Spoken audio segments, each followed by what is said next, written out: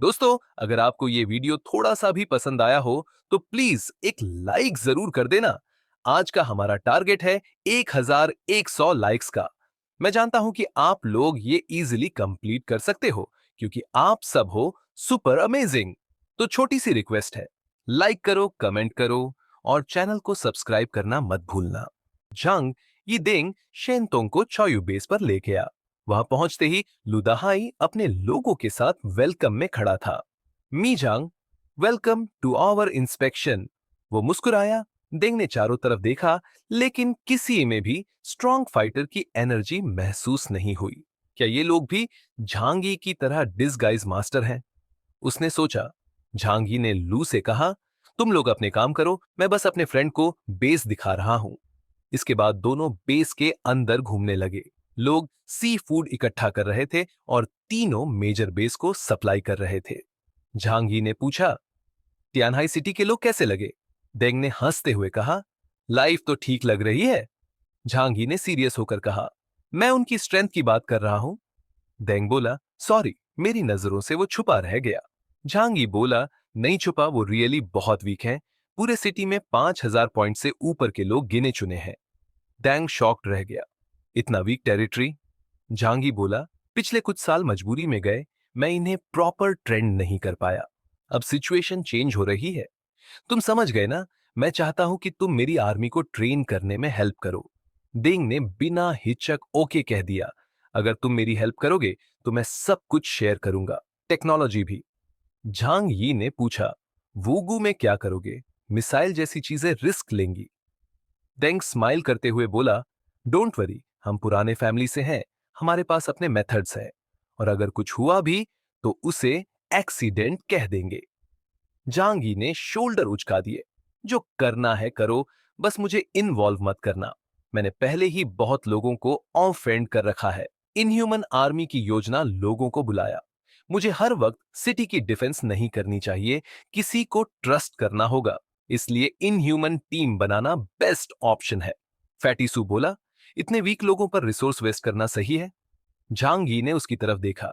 Scum bag number 1 को अपनी सच्चाई मालूम है। फैटीसू शॉक हो गया कि क्या मैं? झांगी बोला, हाँ तुम ही। फैटीसू बोला, बॉस मेरी पावर 9000 से ऊपर है। झांगी बोला, बट वो बैटल में यूजफुल नहीं है। फैटीसू दुखी हो गया। झांगी ने कहा, तियानहाई सिटी में अभी भी 10,000 से ज्यादा लोग हैं। ये सब पिछले 3 साल की एपोक्लिप्स से बचे हुए हैं। इनमें टैलेंट है, बस उसे डेवलप करना होगा।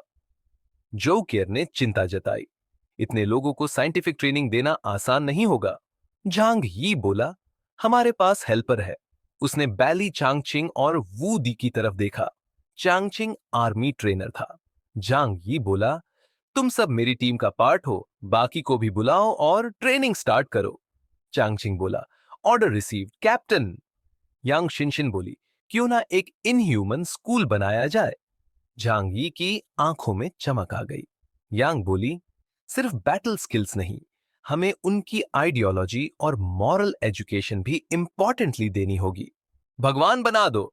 यांग शिनशिन ने कहा, भाई, अगर हम बाकी एलियंस को तुम्हारे लिए भगवान जैसा मानने पर मजबूर कर दें, तो वो खुद को भी कुर्बान करने को तैयार होंगे। झांगी को अचानक बात समझ में आई। रिलीजन?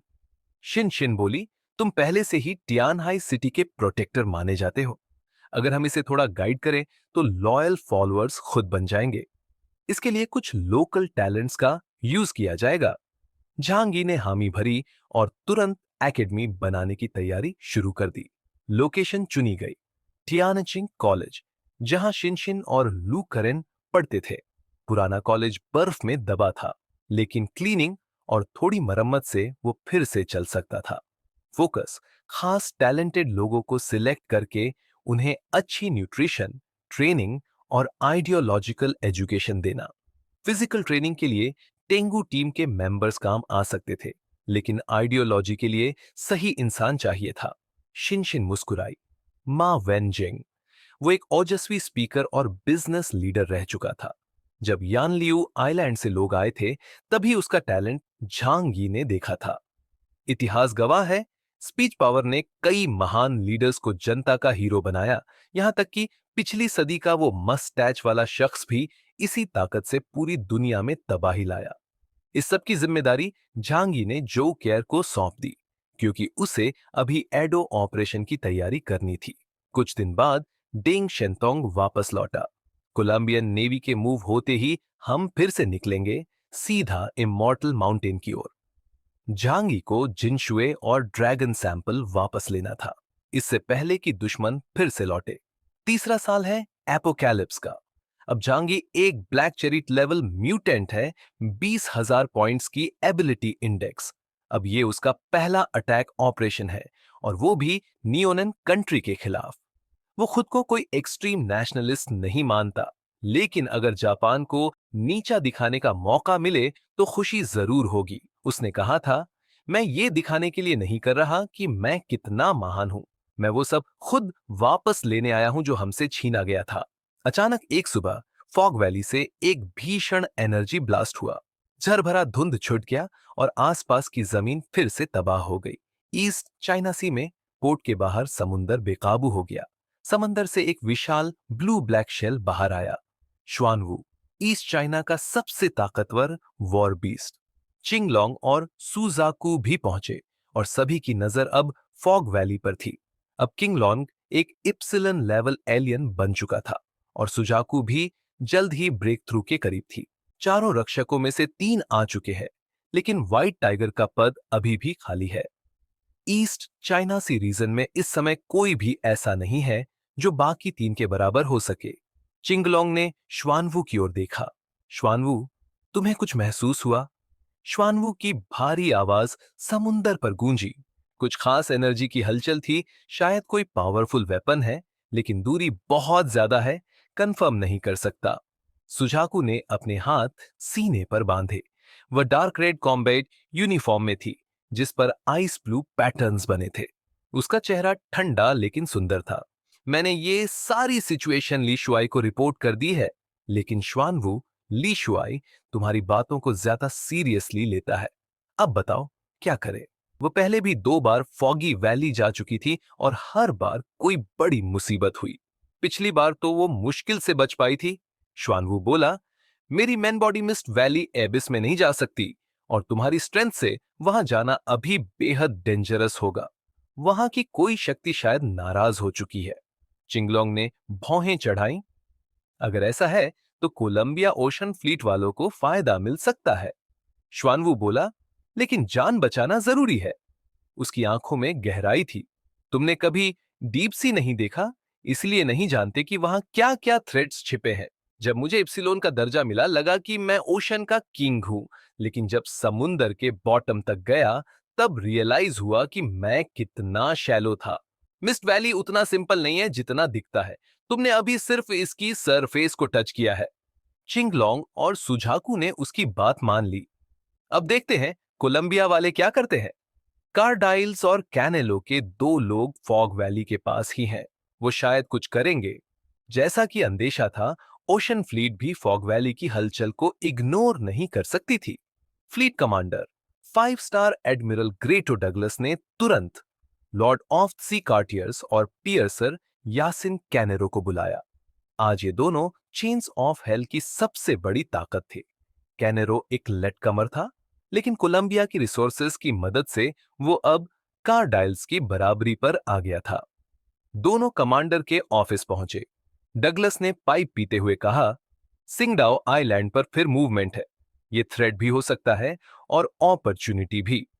हमें किसी को इन्वेस्टिगेशन के लिए भेजना होगा, और कोई यहां रुकेगा बेस की सिक्योरिटी के लिए। अब हमें हुआशु किंगडम ही नहीं, उन जापानी लूनाटिक्स से भी निपटना है जो अब भी रिबेल करने की सोच रहे हैं। कार्डाइल्स ने चिढ़ते हुए कहा, फिर वही जगह। हमेशा कुछ अजीब अंडरग्राउंड चीजें, तामी चीजें निकलती हैं, और हमारे क्रूज मिसाइल्स कुछ कर नहीं पाते। डगलस ने पाइप से एक लंबा कश लिया और बोले, कार्डाइल्स, फोकस करो, ये लोग आसान नहीं है। कार्डाइल्स ने हंसते हुए कहा, ठीक है कमांडर, मैं जाकर देखता हूं। वो जानता था कि कार्टियर्स को अकेले भेजना सेफ नहीं। इनह्यूमंस भी इंसान ही होते हैं, बहुत स्ट्रांग जरूर, लेकिन मर सकते हैं। यहां तक कि झांग ये भी थ्योरी में खाना खाते वक्त चोक होकर मर सकता है, इसलिए हर मिशन टीम में होता है। डगलस ने कैनेलो की ओर देखा। तुम यहीं रहो और बेस को हैंडल करो। यस कमांडर, कैनेलो बोला। स्टार आइलैंड की घटना के बाद झांगी अपनी टीम के साथ सीधा नियॉन के एदो कैसल की ओर निकला। क्योंकि वो इमॉर्टल माउंटेन पर अटैक करने वाले थे, इसलिए डे टाइम में ही मूव करना जरूरी था। रात में सैकड़ों घोस्ट्स का सामना करना पड़ता। दिन में एदो कैसल में रौनक थी, लेकिन अब डेमन कंट्रोल कोर्ट के गार्ड्स और वॉचर्स हर जगह थे। एक फ्लाई आइड स्ट्रेंज मैन एदो टीवी टावर के ऊपर बैठा था। उसके पास ब्लैक फ्लाई एबिलिटी थी। वह बड़ी रेंज में मूवमेंट कैप्चर कर सकता था। दायराडो म्यूजियम की घटना के बाद से एदो में मार्शल लॉ था और कई एलीट फाइटर्स दूसरी जगहों से बुलाए गए थे। जांगी और उसकी टीम डिस्गाइज में थी, जिससे वो क्राउड में इजीली ब्लेंड हो गए। जांगी सीधा इमॉर्टल माउंटेन की तरफ बढ़े। डेंग शेंटोंग ने पूछा। वो रेडी था, लेकिन नर्वस भी। जांगी बोला, उससे पहले एक बात कंफर्म करनी है। वो एक रूइन में पहुंचा जहां कुछ दिन पहले उसने एक्सपेरिमेंट किया था। वहां एक हेडलेस बॉडी पड़ी थी, पूरी तरह से सूखी हुई। ये मरा हुआ है, मतलब ये लोग भी फैटल इंजरी से मर सकते हैं, लेकिन अगर बॉडी इंटैक्ट रहे तो शायद ये फिर से रिवाइव हो सकते हैं। लगता है ये किसी पैरासाइट का नेस्ट है। कैला मंदिर के अंदर दिन में घर की रोशनी बहुत मध्यम रहती है और मंदिर में अब भी मोमबत्तियां जलाने की परंपरा कायम है। एक ईविल बॉय नंगे पैर जमीन पर बैठा था। उसकी बड़ी बड़ी आंखों में सफेदी ज्यादा थी, पुतलियां कम, और वो एक पुरानी किताब को बड़ी उत्सुकता से पढ़ रहा था। ये एक पुरानी किताब थी जो पारंपरिक चीनी लिपि में लीनियर रूप में लिखी गई थी। कवर पर लिखा था शिनशुए।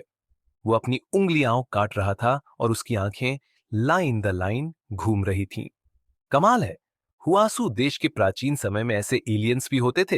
ये बंदा तो जीनियस है। सुपर पावर्स को ऐसे भी समझा जा सकता है। बहुत इंटरेस्टिंग है।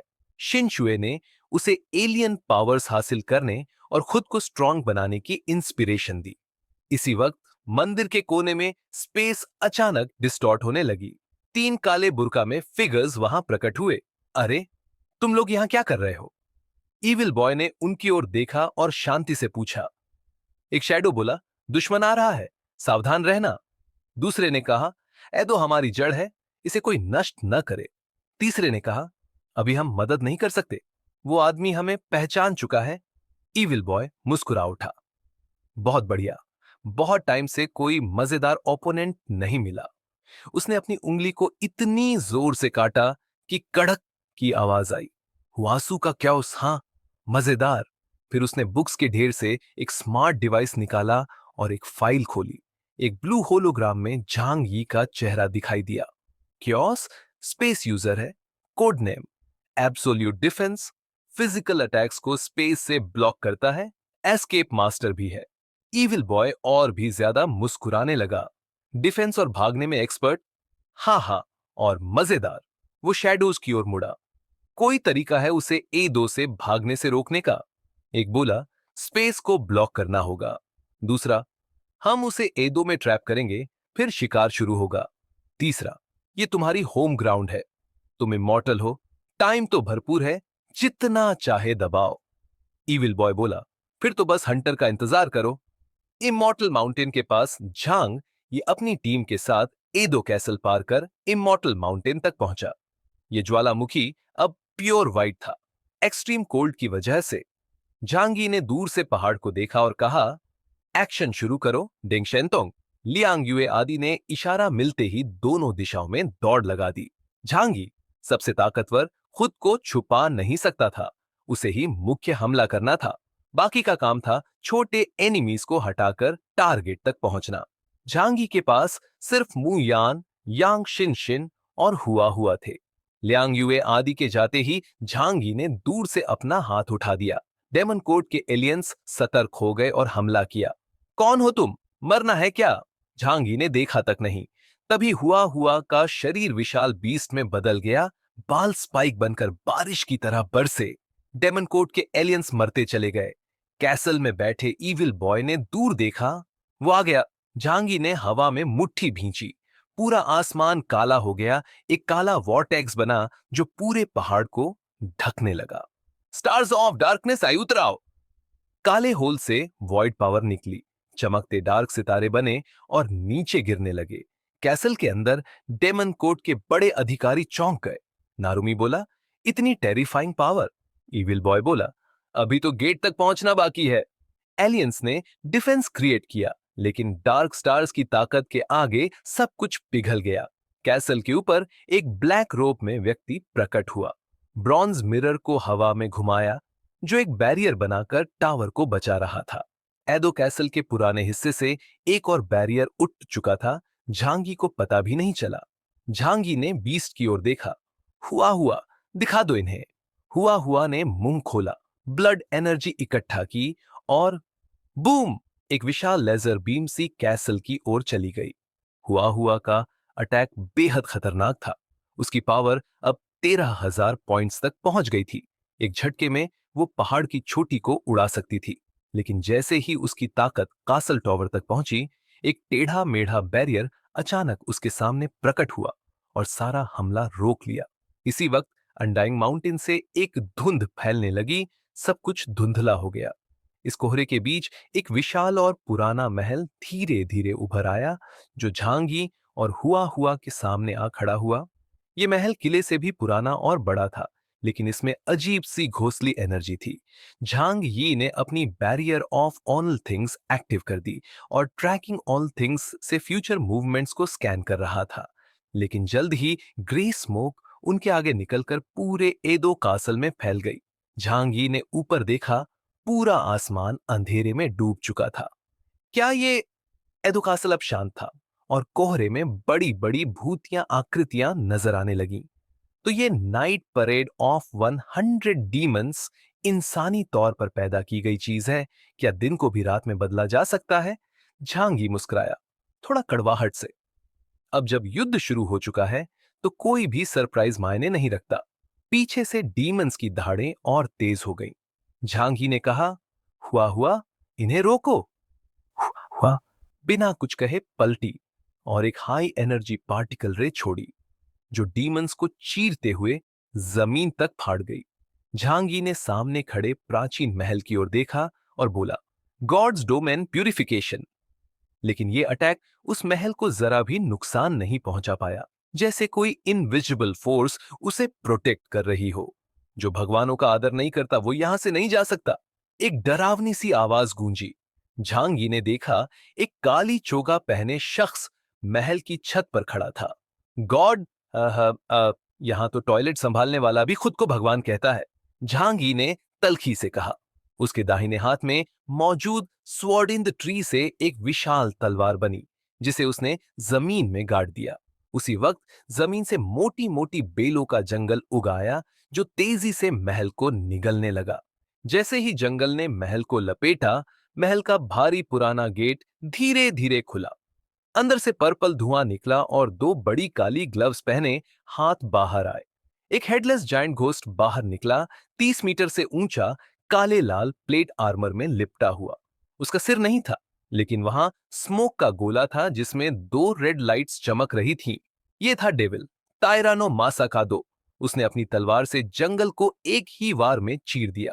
जैसे ही वो प्रकट हुआ, झांगी खुद को एक अजीब सी जगह में महसूस करने लगा। चारों ओर रेड टोरी गेट्स एक अंतहीन कॉरिडोर बनाते हुए।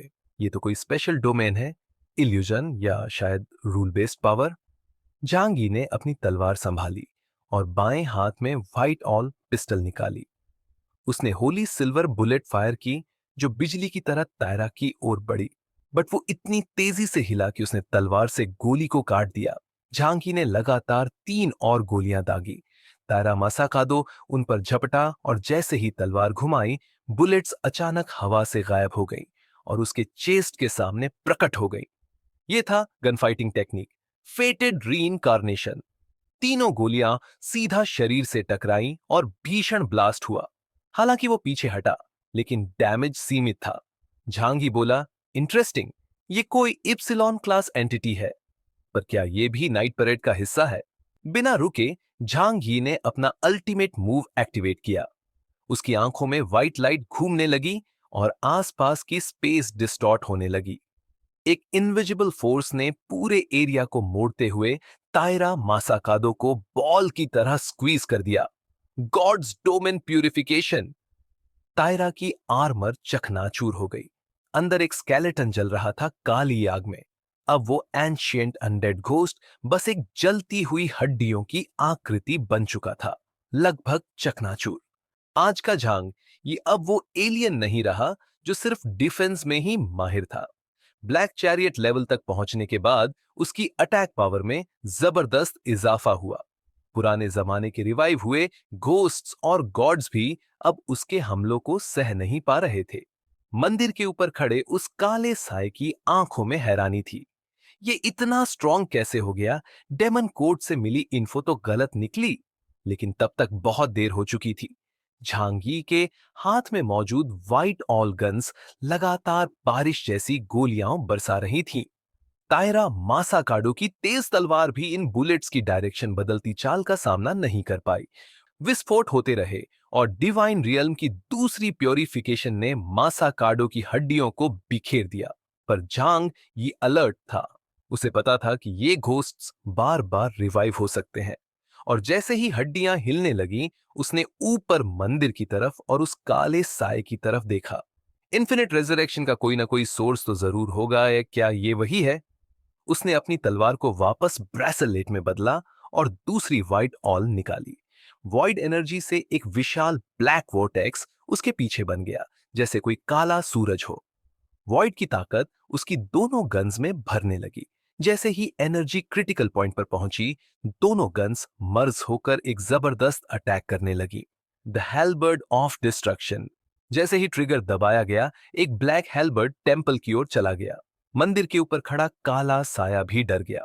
मानव इतनी तेजी से इवॉल्व हो सकते हैं, ये सच में छठी पीढ़ी की ताकत है। टेम्पल और मासाकाडो का सब कुछ उस ब्लैक हेलबर्ड में समा गया। आसपास की स्पेस भी टूटने लगी, जैसे कोई शीशा हो। सारा इल्यूजन खत्म हो गया और झांगी ने फिर से सामने इमॉर्टल माउंटेन को देखा। चारों ओर बैटल शुरू हो चुकी थी। डेमन कोर्ट के एलियंस हमला कर रहे थे। पीछे से डीमंस और नाइट क्रीचर्स आने की कोशिश कर रहे थे, लेकिन हुआ हुआ ने उन्हें रोक रखा था। झांगी की नजर माउंटेन की चोटी पर बनी कैसल टावर पर गई। वहीं खड़ा था उसका next opponent, the evil boy, demon accord का मास्टर। इविल बॉय के साथ थे तीन पावरफुल फॉलोअर्स, पगेट्री स्टार, नरुमी सोजी और माइदा यूचिरो। उसने नीचे झांगी की ओर देखा और बोला, बाकियों को तुम लोग संभालो, इस मेन एनिमी को मैं हैंडल करता हूं। तीनों फॉलोअर्स ने एक साथ कहा, यस।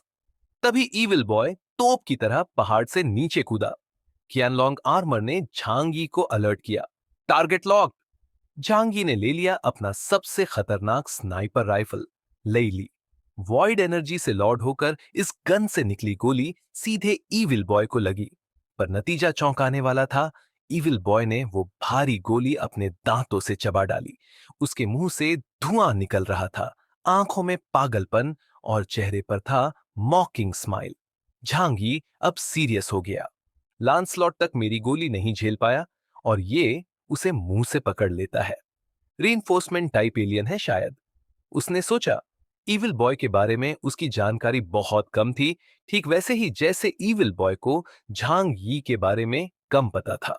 अब दोनों के लिए सबसे जरूरी था एक दूसरे की ताकत को समझना। झांग यी ने हमला फेल होने के बावजूद फायर करना बंद नहीं किया। उसे कंफर्म करना था कि सामने वाले की डिफेंसिव एबिलिटी कोई वन टाइम यूज वाली चीज है या उसका बेसिक एट्रीब्यूट। इसलिए उसने लगातार ट्रिगर दबाया। बुलेट्स एक के बाद एक निकलती रही। जिन बुलेट्स से बैटलशिप तबाह हो सकता है, उन्हें वो इविल बॉय अपने दांतों से पकड़ रहा था। इविल बॉय की बॉडी तेजी से नीचे गिर रही थी। अब झांगी से बस 200 मीटर की दूरी पर था। उसकी बॉडी लाल हो रही थी, जैसे उबलते पानी में डाली गई हो, और मुंह से हॉट एयर निकल रही थी। उसकी आंखों में मैडनेस बढ़ता जा रहा था। वो सीधा झांगी की तरफ फॉल किया, बिना किसी डिक्रीज के। लेकिन झांगी ने डॉज नहीं किया। उसे पता था कि उसकी सबसे पावरफुल डिफेंस है उसकी ऑल्टरनेट डायमेंशन, सेनलू वॉन शियन। 3000 डायमेंशनल गेट्स एक साथ मिलकर सामने बैरियर्स बना देते हैं।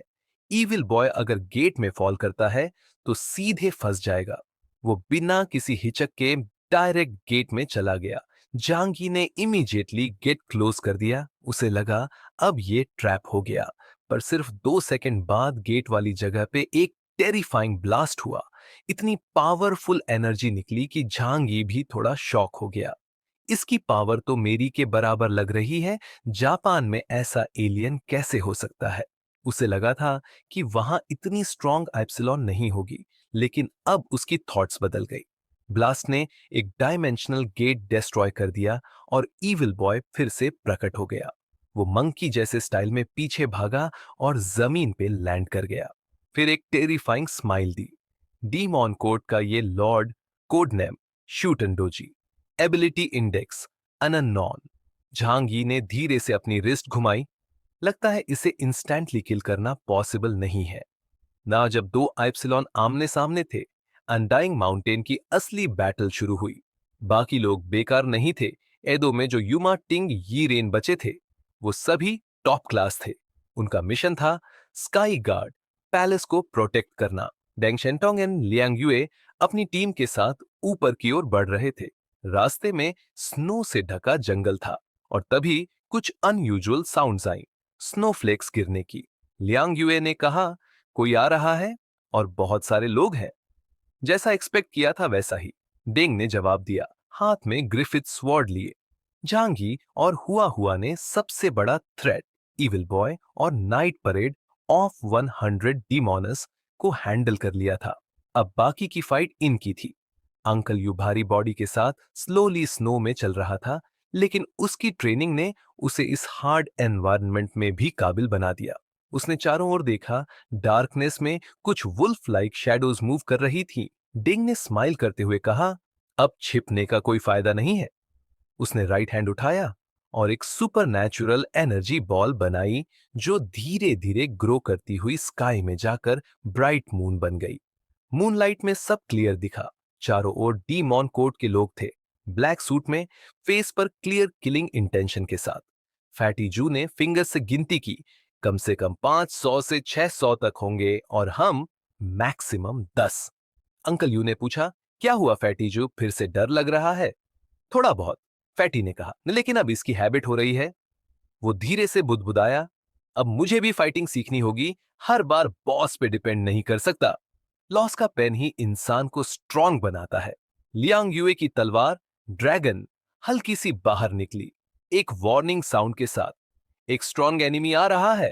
तभी कास्टल टावर के नीचे दो डीमॉन गार्ड के कैडर सामने आए, सोजी नारूमी स्वॉर्ड वाला और विचिरो माइडा गोल्ड रिम ग्लासेस के साथ। माइडा ने कहा, कुछ दिन पीस के नहीं बीतते। मिंग हाईजोंगजी ने कहा, पीस को प्रोटेक्ट करने के लिए स्वॉर्ड चाहिए, तो फाइट करो। डीमॉन कोट वाले बिना देरी किए अपनी पॉकेट से मशीन गन निकाले और शॉट्स फायर करने लगे। उनके पास भी एलियन के खिलाफ ओरिजिन बुलेट्स और होली सिल्वर बुलेट्स जैसे एडवांस्ड वेपन्स थे। बाई चुन्यू ने अपने हैंड्स क्लास्प किए, उसके सुपर पावर्स एक्टिव हो गए। फैटी जू ने बिना हिचक अपनी एबिलिटी ब्लिजर्ड यूज की। नेक्स्ट मोमेंट एक गिगेंटिक स्नो स्टॉर्म उड़ गया। बैटल स्टार्ट हो चुकी थी। जमी हुई दुनिया में बर्फ और तूफान से जुड़े एलियंस को स्वर्ग का वरदान मिला है। उनके लिए ये माहौल किसी बूस्टर की तरह काम करता है। कभी भी कहीं भी अपनी ताकत दिखा सकते हैं। बर्फीली आंधी ने डेमन कोड के एलियंस की फॉर्मेशन तहस नहस कर दी। पकड़ो उसके लीडर को, तभी गेम खत्म होगा। जैसे जैसे लियांग यूए इप्सिलॉन की सीमा के करीब पहुंची, उसके चारों ओर नीली स्पिरिचुअल एनर्जी घूमने लगी। उसकी पावर और बढ़ रही थी। एक पल में ही वो ऊंचाई पर पहुंच गई और सीधा नारुमी सोची और माइडा यूचिरो की ओर बढ़ी। एक तो मुझे दो। डेंग शेंटोंग पीछे नहीं रहना चाहता था। अब वो और लियांग यूए टीम के सबसे स्ट्रॉन्ग मेंबर्स थे, तो सामने के दो बड़े कैडर्स उन्हीं के हिस्से आने चाहिए थे। लियांग यूए ने बिना सोचे टारगेट चुना, तलवारबाज नारुमी सोजी। टॉप फाइटर्स एक दूसरे को एक नजर में पहचान लेते हैं। नारुमी सोजी की आंखों में चमक आ गई। दुनिया में ऐसे लोग भी हैं। लियांग यूए मुस्कुराई और अपनी तलवार लॉन्ग मिंग को धीरे से खींचा। तभी सोजी पीछे हटा और बोला, इन्फिनिट स्वॉर्ड डोमेन। अगले ही पल सब कुछ बदल गया। चारों तरफ बर्फ नहीं बल्कि खून से सना एक पुराना बैटलफील्ड था। एक विशाल लाल चांद आसमान में टंगा था। जमीन पर हजारों तलवारें टूटी हुई, खून से सनी या फिर इंतजार में। सोजी एक टीले पर खड़ा था, तलवार नीचे की ओर इशारा करती। ये मेरा टेरिटरी है, यहां से बाहर जाना है तो एक शर्त है, किसी एक की मौत जरूरी है। लियांग युए की मुस्कान और गहरी हो गई। परफेक्ट। उसके शरीर से नीली एनर्जी निकलने लगी। सोजी को खतरे का एहसास हुआ। चाइनीज वॉरियर से पहली बार लड़ रहा हूं। नारुमी सोजी, डीमॉन कोड के स्क्वाडिक का captain. Code name Ibaraki doji, power type enhancer, ability index 9900। वो बिजली की स्पीड से लियांग युए पर टूटा।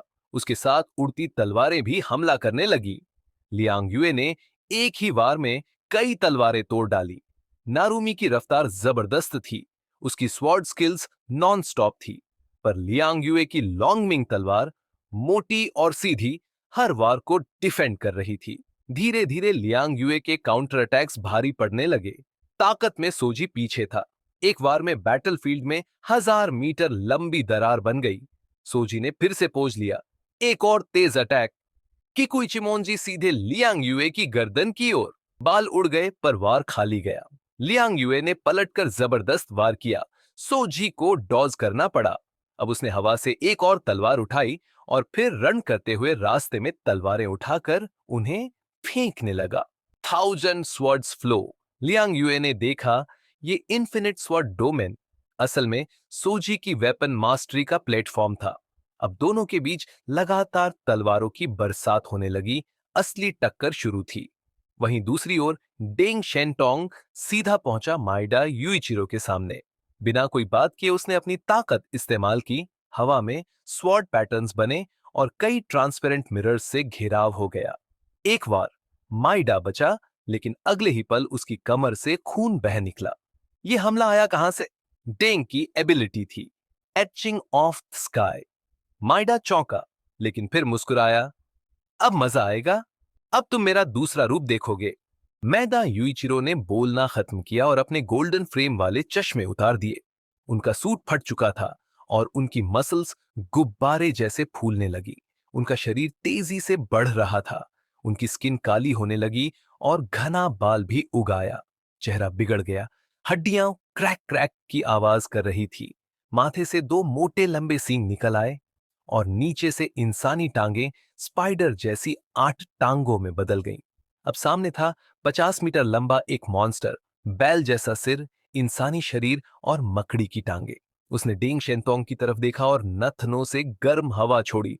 आजा, तुझे टुकड़े टुकड़े कर दूंगा। मैदा यूइचिरो, डेमोनिक कोड सेकंड डिवीजन का कैप्टन, कोड नेम उशियोनी। डेंग शेनतोंग गंभीर दिखा, लेकिन उसके होंठों पर एक हल्की सी मुस्कान आ गई। मेरी थ्योरी सही थी। ड्रैगन स्पेसिमेन एलियंस की पोटेंशियल खोलते हैं, वरना जापान जैसा छोटा देश इतने हाई लेवल एलियंस कहां से लाता? तो अब लड़ते हैं। चारों तरफ वॉर का माहौल था। झांगी की बैटल ईविल बॉय से और हुआ वाव यीमाओ की लड़ाई, जिसने नाइट परेड ऑफ 100 डेमंस को रोका। सबका जोश बढ़ा रही थी। लाइट हमारी रक्षा करे, प्रेज द लाइट। डेंग की बॉडी सुपर नेचुरल पावर से जल उठी। वह किसी ट्यूबलाइट की तरह चमकने लगा, इतना कि आसपास कोई कुछ देख ही नहीं पाया। डेमन कोड के अजीब लोग उसकी लोकेशन ना पकड़ सके और पीछे हट गए। तभी जंगल में एक आवाज गूंजी, तुम्हारे सामने हम हैं, हरामी हो। सबने देखा, बैली चांकिंग, वूदी और बाकी लोग एक घेरे में खड़े थे। बीच में 3 मीटर ऊंचा ब्लैक ह्यूमनॉइड मेचा था। उसके सीने, कंधों और कमर से सैकड़ों मिसाइल पोर्ट्स ओपन हो गए। ये था जायंट गॉड सोल्जर नंबर 2, लुकेरन द्वारा बनाया गया second generation mecha, uncle Yu के लिए। अंकल यू ने टारगेट लॉक किया और ट्रिगर दबा दिया। मारो सबको! मिसाइलें फूलों की तरह उड़ पड़ी। दुश्मनों पर आग की बारिश हो गई। डेमन कोड के लोग डर से भागने लगे और कुछ मूर्ख अपनी पावर से रोकने की कोशिश करने लगे। लेकिन वे भूल गए, ये आम हथियार नहीं, ये हुआक्सू नेशन के एलियन स्पेशल वेपन थे, मैजिक ब्रेकिंग मटेरियल से बने। जंगल जल उठा। 10 किलोमीटर एरिया में स्नो पिघल गई और 30 एलियंस जलकर मर गए। एक बार फायर हो चुका था। अब अंकल यू ने 2 मीटर लंबी एलॉय तलवार निकाली और दुश्मनों की तरफ गन पॉइंट की। जापानी एलियंस गुस्से में फिर से अटैक करने लगे। एक फीमेल एलियन ने फायरबॉल समन कर दी, सैकड़ों मीटर की विशाल आग की गेंद। फैटी जू सामने आया, एक लंबी सांस ली। ठंडी सांस से आइस स्टॉर्म आया और फायरबॉल वहीं खत्म हो गई। दुश्मन बहुत ज्यादा हैं, 100 से ऊपर एलियंस तो हम अकेले झेल रहे हैं। बैली चांकिंग ने मैस निकाली। वूडी ने हंसते हुए कहा, देखते हैं कौन ज्यादा मारता है। उसके चारों तरफ हजारों लाइट बॉल्स फ्लॉट कर रही थीं, जैसे ह्यूमन गन बन गया हो। जैसे ही हमला तेज हुआ, कई दुश्मन ध्वस्त हो गए। लेकिन तभी वूडी की पीठ पर हल्की चुभन हुई। मौत का खतरा। बैली चांकिंग ने चिल्लाकर उसका बचाव किया। बस, मरने वाला था तू। कौन था? वूडी ने पसीने पसीने होते हुए पूछा। लेकिन दुश्मन कहीं नहीं दिखा। बाइली चांगचिंग ने गंभीर नजरों से शी जो को देखा और गहरी आवाज में वूडी से कहा, अभी अभी तुम्हारे पीछे एक परछाई सी दिखी और उस ब्लेड ने तुम्हारी जान ऑलमोस्ट ले ली थी। वुडी की बैक पर कॉम्बैट यूनिफॉर्म फट चुकी थी और खून बह रहा था। अटैक इतना अचानक हुआ कि आसपास किसी को भनक तक नहीं लगी। दूसरी तरफ कोई जबरदस्त असैसिन है। सब अलर्ट हो जाओ। बाइली की बात सुनकर सब एकदम सावधान हो गए। इतनी साइलेंट अटैक स्ट्रैटेजी वाकई डरावनी थी। मोटी आवाज में फैटी शू बोला, मुझे ट्राई करने दो। उसने हाथ जोड़े और उसके चारों ओर की स्नोफ्लेक्स घूमने लगी। कुछ ही पलों में वे पूरे एरिया में फैल गईं। अगर कोई इंसानी फिगर है, चाहे वो कितना भी छुपा हो, इन बर्फ के टुकड़ों में उसका ट्रेस दिख ही जाएगा। वो चारों ओर ध्यान लगाकर देख रहा था। सच में, थोड़ी देर में बर्फ में एक ह्यूमन फिगर दिखाई दी। अंकल यू ने बिना देरी किए उस डायरेक्शन में फायर कर दिया, लेकिन वो फिगर झट से गायब हो गया। फिर भी अब सबको समझ आ गया कि ये दुश्मन आसान नहीं है। डेमन कोर्ट के एलियंस भी अब समझ चुके थे कि हुआशू नेशन के म्यूटेंट्स कोई मामूली लोग नहीं। उधर एक लंबा बाल्ड आदमी, जिसकी गर्दन में बड़ा सा माला था, आगे आया। स्क्वाड में जो भी वेस कैप्टन से नीचे है, वो पीछे हट जाए। इन लोगों से लड़ना तुम्हारे बस की बात नहीं। बाकी लोग धीरे धीरे पीछे हट गए। सिर्फ 3 एलियंस बचे। फर्स्ट डिवीजन के वाइस कैप्टन टेरामोन, एक भारी भरकम विशालकाय इंसान। सेकंड स्क्वाड के कामेडा, जो हंचबैक और दुबले पतले थे। थर्ड स्क्वाड की शीका चियो, एक ब्लैक सूट में महिला, पोनीटेल और ग्रेनेड से लदी हुई। लेकिन बाइली को मालूम था कि सबसे खतरनाक वही है जो गायब होकर चुपचाप वार करता है। टेरामोन ने अपनी जेब से ब्रास नकल्स निकाले और पहन लिए। सबसे पहले शिकाचियो ने अटैक किया। उसके हाथ हवा में कीबोर्ड की तरह हिले और हर एक टैप से आग की लपटें निकलीं। कुछ ही देर में सैकड़ों आग के गोले ऊपर उठे और फिर उल्का की तरह नीचे गिरने लगे। वायलेंट स्पार्क्स, फैटी शू बोला, मुझे करने दो। उसने हाथ जोड़कर आइस और स्नो की एनर्जी खींची और एरिया का टेम्परेचर गिरा दिया। उसके चारों ओर हवा घूमने लगी और एक आइस टॉर्नेडो बनकर आसमान की ओर चढ़ा। अग्नि और बर्फ की टक्कर से स्टीम बनी, जो बारिश बनकर गिरी और फिर एवप्रेट हो गई। तभी जंगल से एक जोरदार रोर आया। एक आइस ड्रैगन भागता हुआ फैटी शू की ओर आया। बाइली चांगचिंग ने अपना मेस उठाया और उसके सामने बैरियर बनकर खड़ा हुआ। Iron hand! मेस की चोट से आइस ड्रैगन चकनाचूर हो गया, पर तभी उसके अंदर से एक स्पाइक निकला जो बाइली की आंख की ओर बढ़ा। वो बच तो गया, लेकिन चेन डार्ट ने उसका सिर छील दिया और खून बहने लगा। फिर वही अटैकर। अब बाई चुन्यू ने मौका पकड़ लिया। वो हवा में बिखर गया। ड्रिफ्टिंग ब्लेड, हवा और बर्फ में बदलकर उसने अटैकर की ओर अटैक किया। हर आइस पार्टिकल एक ब्लेड बन गया। आखिरकार वो महिला नजर आई। Dark red jacket, black eyes और शरीर पर कई पॉकेट्स।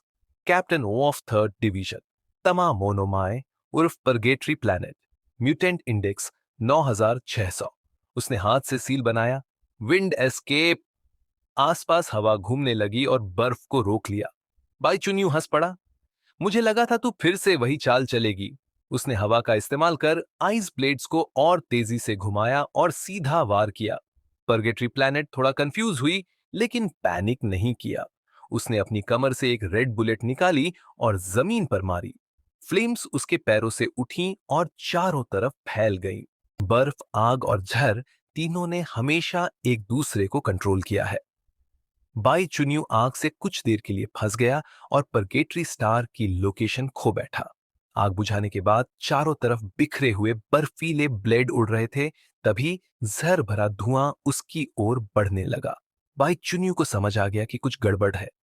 वो जहर से मरेगा नहीं, लेकिन उसकी मोबिलिटी जरूर डाउन हो जाएगी। इतनी भारी जहरीली धुंध में स्नोफॉल मोड जारी रखना बेकार था। वो इंसानी रूप में लौटकर पीछे हट गया।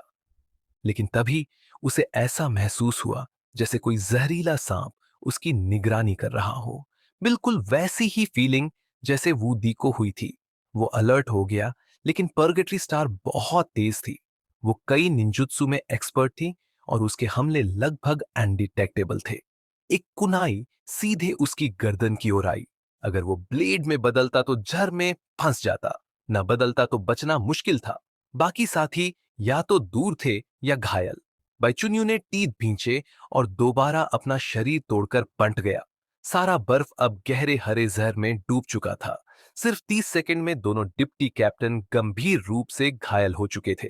हालांकि उनकी एबिलिटी इंडेक्स 9000 से अधिक थी, लेकिन परगेटरी स्टार का टेरेन एडवांटेज उसे एज दे रहा था। उधर लू क्यांदाई बाइली चांगचिंग पर हमले जारी रखे हुए थी और फैटी शू उसे रोके हुए था। अब और नहीं सहा जा सकता। बाइचुन्यू मुश्किल से लौटा। शरीर कमजोर था। उसने एंटी पॉइजन ड्रग्स और फिर मिलिट्री स्टिम्युलेंट्स लेकर खुद को लड़ने लायक रखा। बाइली चांगचिंग ने पूछा, कोई तरीका है क्या? उसके सिर की एक साइड अब भी डेंटेड थी। वूडी आगे आया। अगर हमें सिर्फ उसे स्टेल्थ में आने से रोकना है, तो मेरे पास एक तरीका है। उसने गहरी सांस ली और तेज सफेद रोशनी उसके चारों ओर फैल गई। एक के बाद एक छोटे छोटे फ्लोटिंग गन हवा में प्रकट हुए। शिंगे मुयू, सैकड़ों फ्लोटिंग कैनन पूरे इलाके में फैल गए। ये मूव खास तौर पर झांगी जैसे स्पेशल यूजर्स को रोकने के लिए बनाई गई थी। मैं इसे 10 मिनट तक एक्टिव रख सकता हूं। इसके बाद मैं लड़ाई में शामिल नहीं हो पाऊंगा, वूडी बोला। बाइली चांगचिंग ने सिर हिलाया। तूने बहुत मदद की। दूसरी ओर पगेट्री स्टार अंधेरे से सब देख रही थी। वो फ्राइजाइल असैसिन थी। डिफेंस उसका स्ट्रॉन्ग पॉइंट नहीं था। अगर वो वूडी के ट्रैप में जाती तो खुद को भी भारी नुकसान होता, लेकिन वो अकेली नहीं थी। अब तुम लोग आगे बढ़ो, मुझे मौका दो, उसने आदेश दिया और टेम्पल गेट दरुमा और उसकी टीम ने अटैक कर दिया। टेम्पल गेट दरुमा सीधे बाइली चांगचिंग की ओर बढ़ा। उसका मानना था कि टीम की मैन डिफेंस वही है। अंकल यू ने भारी मैका से एक मिसाइल फायर की, लेकिन द्रुमा ने उसे पंच मारकर उड़ा दिया। दरअसल दरुमा भी एक ब्रूट म्यूटेंट था, बिना फ्लैशी पावर्स के पर जबरदस्त शारीरिक ताकत के साथ। बाइली चांगचिंग ने अपना हथियार उठाया और बिना हिचक लड़ाई शुरू कर दी। इसी बीच कामेडा, जो अब तक चुप था, सब पर निगाह रखे हुए था। कोई नहीं जानता था कि उसकी एबिलिटी क्या थी। उसने अचानक खुद को गायब कर दिया, बिना कपड़े छोड़े। परगेटरी स्टार दूर खड़ी होकर लूपहोल्स ढूंढ रही थी। हालांकि फ्लोटिंग कैनन्स ने उसे रोका था, लेकिन वो उन्हें ब्लास्ट टैलिस्मैन से धीरे धीरे नष्ट करने लगी। धीरे धीरे उसकी काली साजिश फिर से आकार लेने लगी। इमॉर्टल माउंटेन की लड़ाई टेरेमॉन द्रुमा और कैमेडा शाओशिंग को अंकल यू और बैली चांगकिंग ने रोके रखा, जिससे बाकी टीम का प्रेशर कुछ कम हुआ। मगर बाई चुनक्यू और बाकी लोग अभी तक परगेटरी स्टार से पूरी तरह निपट नहीं पाए थे। शिकाचियो लगातार राइट स्पार्क से सब पर अटैक कर रही थी। उसने अपने बॉडी से एक्सप्लोसिव्स हटाकर उन्हें वाइड रेंज अटैक के लिए यूज किया। सौभाग्य से फैटी शू अब पहले से स्ट्रांग हो चुका था, तो उसने उस अटैक को ब्लॉक कर दिया। पर वुडी का गैलेक्सी मुई यू फील्ड हमेशा एक्टिव नहीं रह सकता था। परगेटरी अपनी इनविजिबल फॉर्म में फ्लोटिंग कैनन्स को चुपचाप डिस्ट्रॉय कर रही थी। अब स्थिति डेंजरस थी। अगर वे लुक्यांदाई को मारने निकलते तो शायद परगेटरी उन्हें वहीं मार देती। लेकिन वैसे भी कुछ ना करने का मतलब था धीरे धीरे मरना। निंजा जैसा अजीबो गरीब दुश्मन उन्होंने कभी नहीं देखा था। उसका डिफेंस कमजोर था, पर स्पीड, इनविजिबिलिटी और निंजा टूल्स ने सबको परेशान कर रखा था। कोई आइडिया काम नहीं आ रहा था, तभी फैटी शू ने कहा, हम मदद मांग सकते हैं। बुडी बोला, सब लड़ रहे हैं, किसके पास टाइम है हमारी मदद करने का? फैटी शू ने कहा, नहीं, यांग शिनशिन अभी फ्री है। उसने कम्युनिकेशन ऑन करके मिस यांग हेल्प चाहिए भेजा। यांग शिनशिन की ठंडी आवाज आई, क्या हुआ? फैटी शू ने फटाफट सारी सिचुएशन एक्सप्लेन की। वुडी बोला, यह भी कोई तरीका है, लेकिन यांग शिनशिन ने कॉलमली कहा, उसे छिपने से रोकना है ना, तो फ्लोरोसेंट एजेंट यूज करो। फैटी शू ठहर गया, इतना सिंपल आइडिया हम भूल कैसे गए? सबने अपने पास के फ्लोरोसेंट स्टिक्स दिए। फैटी शू ने उन्हें तोड़कर एजेंट इकट्ठा किया और अपनी स्नो ब्लोइंग एबिलिटी से एक ब्लू फ्लोरोसेंट टॉर्नेडो क्रिएट किया। रात में एक नीली चमकती आंधी इमॉर्टल माउंटेन पर घूम गई। पगेट्री अब एक्सपोज हो चुकी थी। वो चाहकर भी पूरी तरह बच नहीं सकती थी और ना ही वहां रुक सकती थी। माउंटेन के बाहर का मैदान हुआ हुआ एक 1000 मैन लीडर रास्ता ब्लॉक करके खड़ा था। नाइट परेड ऑफ 100 डेमंस सब पर अटैक कर रही थी। 3 घोस्ट किंग्स, नुरा ओटेंगू और इनुगामी हुआ से भिड़ गए। हुआ के हाई एनर्जी बीम्स ने बड़ी संख्या में डेमंस को खत्म कर दिया।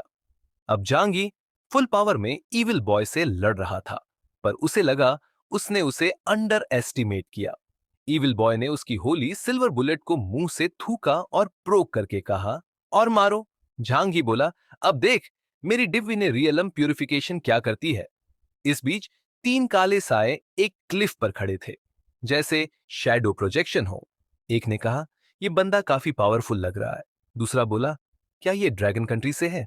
तीसरे ने कहा, शायद शायद ये भी उनकी ट्रेनिंग का हिस्सा हो, एक एजेंट या एंजेल कैंडिडेट।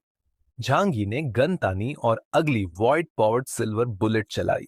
ईविल बॉय हवा में उछलकर दूर जा गिरा। बाहर से चारों ओर से घिरे हुए परगेटरी स्टार का प्रेशर हर किसी पर बहुत ज्यादा था। हालांकि कई ताकतवर ताकतें अपने अपने कारणों से रुकी हुई थीं और सबने फिलहाल खुद को डिफेंड करना ही बेहतर समझा। बैली चांगचिंग और साइमन डामो के बीच की भिड़ंत सीधी और खतरनाक थी। पंच पर पंच जमीन तक हिल उठी। जमीन टूटने लगी और उनके पैरों के नीचे एक गहरा गड्ढा बन गया। इसी दौरान अचानक बैली चांगचिंग के नीचे से जमीन फटी और एक काली छाया उसके पैर पर अटैक कर गई। वो कुछ मोटा, लंबा और चिपचिपा सा था, एक काले रंग का केंचुए जैसा जीव जो उस पर लिपट गया और कसकर जकड़ने लगा। कुछ ही सेकंड्स में बैली को लगा जैसे उसके अंदरूनी अंग दब रहे हों। हो! साइमन डामो ने उसकी छाती पर जोरदार पंच मारा और बैली उसे रोक नहीं पाया क्योंकि वो जकड़ा हुआ था। एक ही वार में उसकी पसलियों से टूटने की आवाज आई और वो सैकड़ों मीटर दूर जाकर गड्ढे की दीवार से टकराया। कामेडा ने उसके शरीर को कसकर पकड़ रखा था और बोला, कैसा लगता है दम घुटने का एहसास, तुम हुआसू कंट्री के अजीब इंसान। हालांकि वो बाहर से मोलस्क जैसा दिखता था, लेकिन उसकी बॉडी में जबरदस्त मसल्स थीं और उसकी पकड़ जानलेवा थी। साइमन डामो फिर से उस पर वार करने बढ़ा, लेकिन इसी वक्त अंकल यू अपने जायंट गॉड सोल्जर में सवार होकर उसके सामने कूदे और अपनी बड़ी मेटल तलवार से उस पर हमला किया। साइमन डामो ने उसे हल्के में लिया और अपने ब्रास नकल से ब्लॉक करने की कोशिश की। टक्कर इतनी जबरदस्त थी कि जमीन फट गई और डामो के हाथ से खून बह निकला। ये आदमी, वो चौंक कर ऊपर देख रहा था। उसे पता नहीं था कि अंकल यू झांगी के सबसे भरोसेमंद साथियों में से एक है। भले ही उनका टैलेंट कमजोर था, पर सही ट्रेनिंग और हाई क्लास मेका ने उन्हें खतरनाक बना दिया था। फिर जायंट गॉड सोल्जर के चेस्ट से एक लॉन्चर खुला और युआनशी रिएक्टर एक्टिवेट हुआ। भारी एनर्जी का ब्लास्ट डामो के सीने से टकराया और उसे उड़ाकर दूर फेंक दिया। इधर बैली ने भी खुद को कामेडा के जकड़ से छुड़ाने की कोशिश की। कामेडा उछलकर दूर गया। उसकी बॉडी पर गंदा सा म्यूकस फैला हुआ था। बैली ने अंकल यू से कहा, थैंक यू। अंकल यू मुस्कुराया, नो प्रॉब्लम, अब इनसे निपटते हैं। बैली ने देखा कि उसके हाथ पर चिपचिपा म्यूकस चिपका हुआ था, एकदम सुपर ग्लू जैसा। कैमेडा ने हंसते हुए कहा, यह सफेद लिक्विड मेरी बॉडी का एसेंस है, तुम इससे आजाद नहीं हो सकते। बैली ने जबरदस्ती अपनी यूनिफॉर्म फाड़ दी। उसकी मसल्स बाहर आ गईं। कामेडा ने लार टपकाते हुए कहा, इतनी मजबूत बॉडी को अगर मेरे म्यूकस से ढक दूं तो क्या स्किन भी उधेड़ दोगे? है। और फिर वो जमीन में गायब हो गया। अंकल यू ने कहा, इसे मैं संभालता हूं। उसका मेका ग्राउंड में स्टेबलाइज हुआ और एक माइक्रोवेव मिसाइल जमीन के अंदर दागा। झटकों से जमीन फट गई और कामेडा चिल्लाता हुआ बाहर निकला। उसके कानों से खून बह रहा था। अंकल यू ने कहा, इन ह्यूमंस भी इंसान ही है, सिर्फ थोड़े पावरफुल। अगर वीपीन अपग्रेड होते रहें तो एलियंस को भी भारी नुकसान पहुंचाया जा सकता है। उसने अपनी उंगलियां फैलाई और मिसाइल्स की बौछार कामेडा की ओर बढ़ गई। कामेडा डर गया और जमीन पर रेंगता हुआ भागने लगा। पीछे से धमाकों की आवाज आई। बैली चांगचिंग ने यह देखा और उसकी आंखों में जलन थी। पहले वो अंकल यू को कम आंकता था, अब उसकी पावर उससे ज्यादा लग रही थी। अब मैं पीछे नहीं रहूंगा। उसने अपने हाथ में गदा उठाई, जोर से चिल्लाया और साइमन डामो की ओर दौड़ पड़ा। झांग यी ने हल्का सा भौहें चढ़ाया। उसकी पिछली अटैक की ताकत पहले जैसी ही थी, इसलिए ईविल बॉय को इतना जख्मी होना कुछ अजीब लगा। एक्टिंग कर रहा है क्या? झांग यी ने ठंडी आवाज में कहा। ईविल बॉय की बॉडी जमीन पर संतुलन बनाते हुए खड़ी हो गई। उसके कपड़े फट चुके थे। मम्मी जैसे पतले शरीर पर गहरा घाव था जो तेजी से हील हो रहा था। वो झांगी की ओर पागलों जैसी हंसी के साथ बोला, क्या मजा आया, बहुत टाइम बाद ऐसा पेन महसूस हुआ। हे कायोस, और दर्द दो मुझे। झांगी ने बिना सोचे दो वाइटॉल पिस्टल निकाली और कॉन्टिन्यूसली होली सिल्वर बुलेट्स बरसानी शुरू कर दी। हर गोली वॉइड की एनर्जी से भरी हुई थी और डिस्ट्रक्टिव थी। गोलियों की बारिश में ईविल बॉय तिनके की तरह हिलता रहा, लेकिन चेहरे पर सिर्फ हंसी थी, जैसे उसे पेन में मजा आ रहा हो। हा हा, और मारो, और मजा आ रहा है। जब झांगी ने दोनों मैगजीन खाली कर दिए तो जमीन क्रेटर बन चुकी थी, लेकिन ईविल बॉय वहीं खड़ा था। शरीर जरूर कट चुका था, लेकिन हर जख्म तुरंत हील हो गया। म्यूटेंट नहीं, ये कुछ और ही है। अब ईविल बॉय का शरीर लाल हो गया था। गर्मी से हवा तप रही थी। फिर उसने मुंह खोला। आउटर पाथ, हेलफायर कैनन निकली और सीधे झांगी की तरफ गई। झांगी के 3000 डायमेंशनल गेट्स में से दर्जनों टूट गए। अब इसकी अटैक पावर 20,000 से ज्यादा है, लेकिन झांगी को समझ आ गया था ये उसकी अटैक एब्जॉर्ब करके काउंटर करता है। मतलब मेरी पावर का यूज करके मुझ पर ही वार कर रहा है। तभी दूर खड़े 3 ब्लैक कोट वाले बोले, कायोटिक लड़का मजबूत है पर ये एडो है। यहां ईविल बॉय को हराना नामुमकिन है। उसे एब्जॉर्ब करके ईविल बॉय और ताकतवर बनेगा। उधर बैटलफील्ड में झांग यी मुस्कुराया। एनर्जी एब्जॉर्ब करता है, चलो अब फिजिकल पावर ट्राई करते हैं। उसने व्हाइट हॉल हटाकर sword in the tree activate किया। जमीन में तलवार घुसाई और विशाल जंगल उगाया। मोटे मोटे वाइन्स ईविल बॉय की तरफ बढ़े। ईविल बॉय ने क्लॉथ से कई वाइन्स को चीर दिया, लेकिन वो फिर से रिजेनरेट होती रही। धीरे धीरे वो वाइन केज में फंस गया। पूरा हरा गोला बन गया। फिर अचानक एक तेज लाइट फूटी, वाइन बॉल फट गया। ईविल बॉय हवा में उड़ता आया। उसकी पीठ पर 2 काले विंग्स थे, जैसे मक्खी के। शरीर पूरा एलियन जैसा हो गया था। एलियन स्पीशीज, झांगी ने कहा। उसने फिर से वाइन्स छोड़ी, अब की बार और ज्यादा। ईविल बॉय ने एक बार फिर डार्क फायर कैनन छोड़ा और रास्ता साफ किया, और उसी गैप से वो झांग यी पर झपटा। इस समय झांग यी को एक बात पक्की समझ आ गई थी। वो ईविल बॉय सिर्फ एनर्जी बेस्ड अटैक्स को एब्जॉर्ब कर सकता है, फिजिकल अटैक्स को नहीं। इस तरह तुम्हारा रिबाउंड अटैक कमजोर हो जाएगा और मुझे कोई खतरा नहीं रहेगा, लेकिन शायद तुम्हारे पास और भी ट्रिक्स हो। देखते हैं क्या होता है। झांगी हल्के से मुस्कुराया और जैसे ही ईविल बॉय पास आया, उसने डायमेंशनल गेट खोलकर खुद को दूर कर लिया। ईविल बॉय एक पल को चौंका, फिर उसने डरावनी हंसी हंसी और पीछा किया। उसकी आंखों की पुतलियां अजीब तरह से बढ़ने लगीं। 4, 8, फिर 16। उसकी कॉम्पाउंड आइज उसे ऑलमोस्ट 360 डिग्री विजन देती थी। झांगी ने स्वॉर्ड इन द ट्री से उस पर बार बार वार किया, लेकिन हवा में उड़ते समय ईविल बॉय बहुत एजाइल था। तलवार की रेंज लिमिटेड थी। इस बार झांगी का मोस्ट पावरफुल अटैक यूज नहीं हो पा रहा था और उसे बार बार दूरी बनानी पड़ रही थी। लेकिन जब उसने दोबारा स्पेस ट्रैवल एक्टिवेट किया तो उसे पता चला कि टेलीपोर्टेशन ब्लॉक हो चुका है।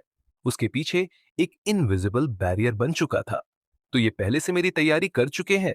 ऊपर से उसने देखा कि चार दिशाओं से स्पिरिचुअल पावर उठ रही थी और एक बड़ी बैरियर बना रही थी। इसकी एनर्जी ईदो शहर के पुराने टेम्पल से आ रही थी। टोरी गेट्स से बनी ये शील्ड किसी ईविल को रोकने के लिए लगाई गई थी और अब वो आउटसाइडर झांग ये उनके लिए ही एक ईविल था। अब मुश्किल बढ़ गई है। उसकी टेलीपोर्टेशन लिमिटेड हो गई थी। ईविल बॉय को पहले से पता था कि झांगी के पास स्पेस पावर्स है। हाँ हाँ हाँ हाँ।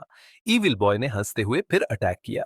उसके मुंह से निकली outer paths dark fire cannon सीधे झांगी की डायमेंशनल गेट की ओर गई। लेकिन झांगी मुस्कुराया। डायमेंशनल गेट इतना आसान टारगेट नहीं था। जब तक एनर्जी एब्जॉर्ब नहीं हुई, ईविल बॉय की ताकत इसे डिस्ट्रॉय नहीं कर सकती थी। ईविल बॉय की आंखें सख्त हो गईं।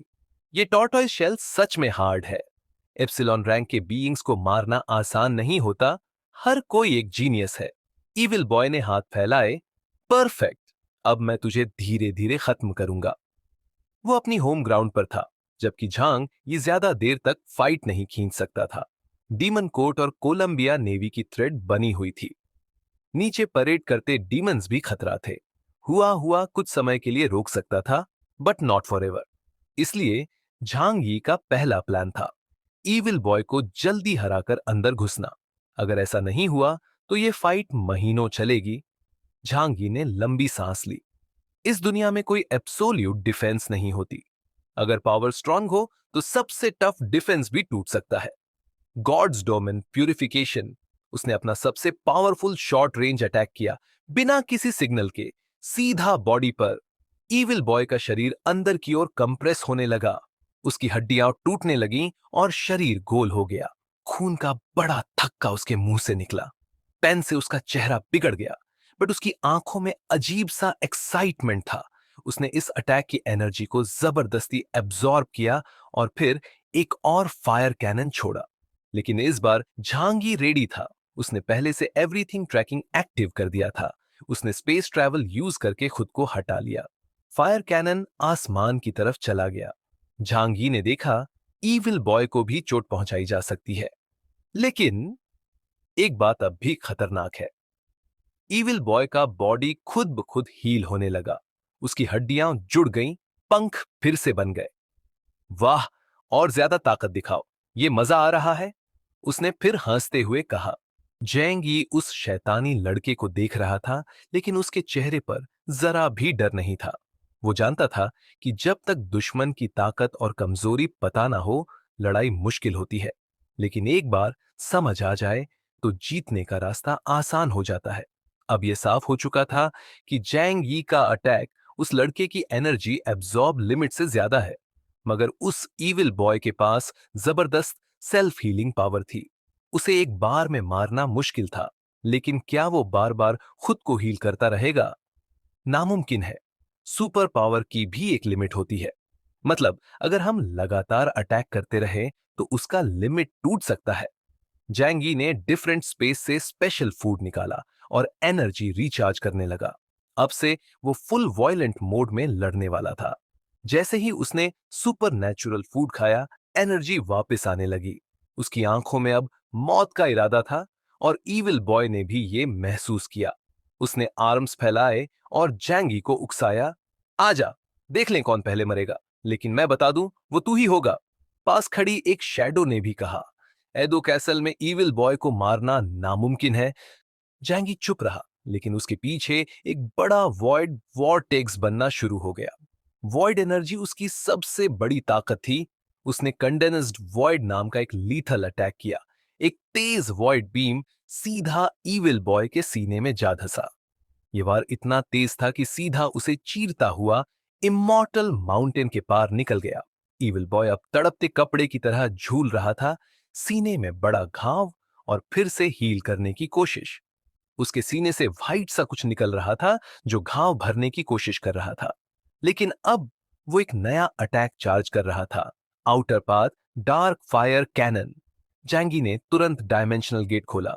एस्केप के लिए रेडी था। अब ईविल बॉय की बॉडी म्यूटेट हो गई थी। लंबे हाथ पैर जमीन पर चौपाया बनकर जैंगी को घूरता रहा। अचानक उसने अटैक किया, लेकिन जैंगी गायब हो गया और दूसरी जगह से प्रकट हुआ। उसने फिर हमला शुरू किया। उसे समझ आ चुका था कि हर बार हील होने में ईविल बॉय को टाइम लगता है। पावरफुल अटैक लगातार किया जाए तो उसकी हीलिंग ब्रेक हो सकती है। ईविल बॉय शॉक में था। ये हर बार मेरे अटैक से बच कैसे जाता है? दूर खड़ी 3 शैडोज भी अब सीरियस थी। उसके पास टाइम प्रिडिक्शन एबिलिटी हो सकती है, एक ने कहा। टाइम और स्पेस दोनों की पावर्स, ये तो बहुत ही रेयर है। इसको मार देना चाहिए, किसी ने कहा। नहीं, अभी कुछ किया तो भारी तबाही मचेगी, दूसरे ने मना कर दिया। अब लड़ाई तेज हो गई थी। ईविल बॉय की हर हीलिंग में व्हाइट पैरासाइट्स जैसे कुछ दिखते थे। जैंगी ने ठान लिया, तेरी वीकनेस मिल चुकी है, अब तुझे धीरे धीरे खत्म करूंगा। उसकी ट्रैकिंग और 2 सेकंड की फ्यूचर प्रेडिक्शन एबिलिटी ने उसे अपर हैंड दे दिया था। ईविल बॉय कुछ नहीं कर पा रहा था। तभी ईविल बॉय ने अजीब सी हंसी हंसी और उसका पेट फूलने लगा।